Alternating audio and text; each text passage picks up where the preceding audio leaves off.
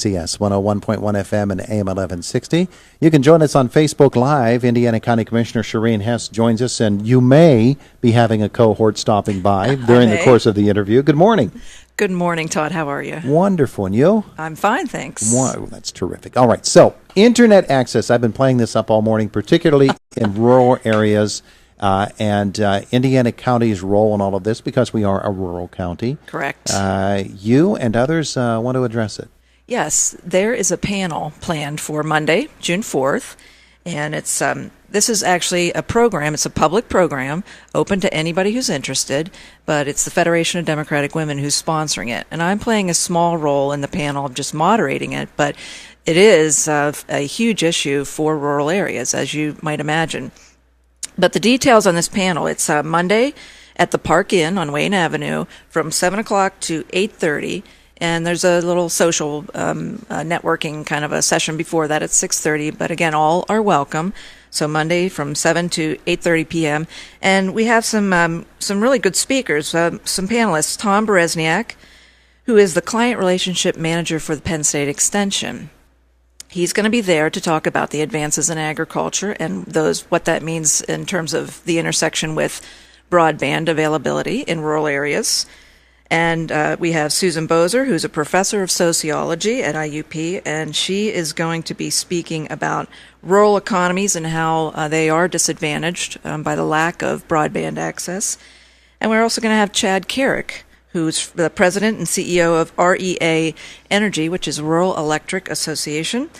And he has much experience with the electric utility in terms of getting the whole history of electric cooperatives and getting electricity to rural areas. And they're thinking this could be a model for getting internet access to rural areas as well. Yeah, I know REA has at various times in the past tried to find an acceptable solution to the problem of high-speed and broadband internet into rural areas around Indiana County. Talk from a business perspective about what broadband would mean if it were available everywhere. Right. So it's not just going to be great to be able to download your favorite episode on Netflix. It's so much more than that. Really, small businesses are relying on internet more and more for reaching their suppliers and their new markets. We have the telecom healthcare industry, which is something that rural areas could definitely benefit if you have that access to broadband. Our agricultural industry is depending more and more on internet-dependent devices for global positioning systems, for their machinery, for irrigation, for a lot of their operations now. Some of that applies to Indiana County operations, and some of it doesn't. But we do know that there are opportunities there if we just have that access. And not to mention education for our children. It really creates a divide when you've got rural areas such as ours not having that access during the evening hours. Our schools have access during the school hours, obviously, through the school system. They have a pretty sufficient internet system. But after hours, you often find students needing to go to the school parking lot to pick up the signal. And it just presents a lot of barriers, and it creates this divide between rural and urban. And so much of education today is dependent upon internet access and availability at any time. Students can take college courses. My son has been taking them for years. Yeah, great example.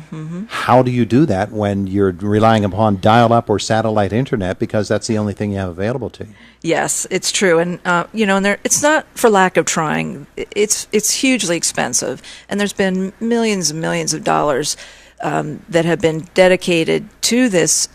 To this notion of getting it to the rural areas, but a lot of that money have gone to the giant corporate, the telecom carriers, and what they've done is, their business model won't allow going out to these very low population areas, so they've just targeted the denser areas and kind of left us all in the rural areas behind.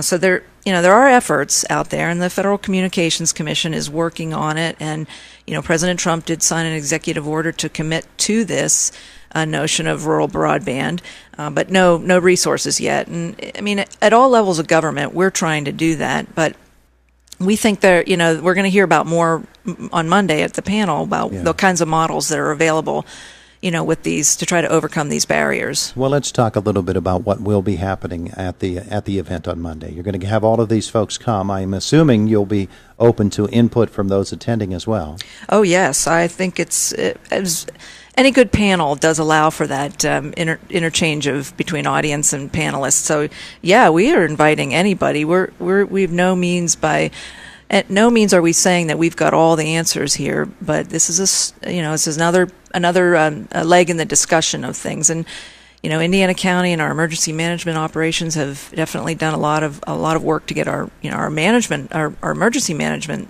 activities connected, but it still leaves a huge gap in access to a lot of people in the rural areas. Well, I'm sure that this will be part of the discussion. It has to be, is the technology itself, from running wires, from actually hardwiring the rural areas, which is what REA has done in terms of electricity. Yeah. There's that. There's the idea that has been bandied about of actually using the electricity lines as also transmitting lines for internet and broadband and that technology, whether that could work. People, you're right, they've been casting about for a solution that's going to make economic sense for a long, long time. Mm-hmm. And if it doesn't make economic sense, then it's awful difficult to commit the funds to it when there are so many things that do need addressed.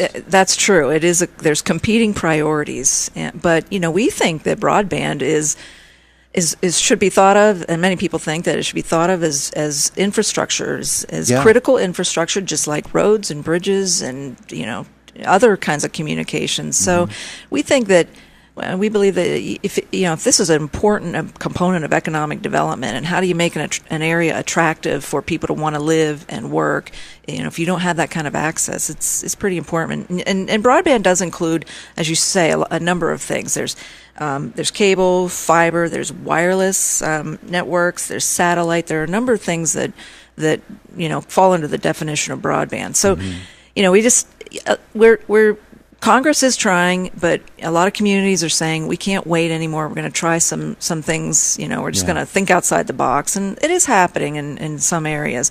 We have some unique geographical terrain here that makes it difficult with our hills and our valleys, and the money is always an obstacle. But this is one more step in trying to find those solutions. And again, we invite anybody who's got ideas, and we know there's some companies out there that are working hard to marry up the funding and the technology that they do have to try to find solutions. A lot of people working hard on it. It has to make economic sense from the consumer's standpoint as well. If you're a parent of a child and it's costing you $150 a month to get satellite internet access, and somebody else is able to get it for $30 a month, and obviously there's a balance there that needs to be struck, and it's not that we want everybody to be paying $30 a month rather than absolutely.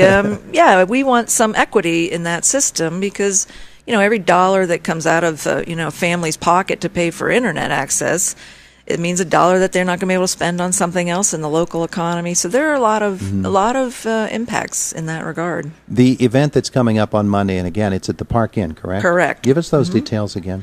Sure thing. It's Monday.